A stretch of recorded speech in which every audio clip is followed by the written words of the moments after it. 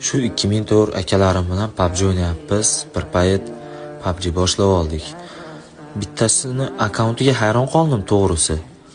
76 level bo'lib turib o'ynashni bilmaydi. O'ta qiyin, juda ham qiynalib o'ynayapti. Bir payt bootcamp o'ynayapmiz, men o'lib ketdim. Yana bitta sherigimiz o'lib ketdi. 2 kishi tirik qoldi komandamizdan. Bittasi ikkinchisiga gapiryapti. O'q ber, menga o'q kerak, yumpini o'q kerak desa, haligi yana bitta sherigi borib turib, oranjga o'q tashlab beryapti.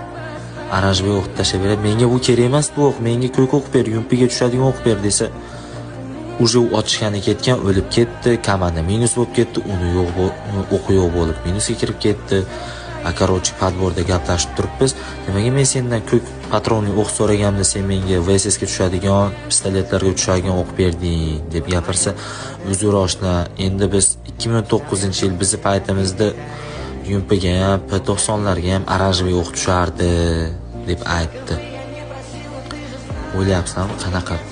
Вообще ta'sirli-da u. O'ylaylar bir pasda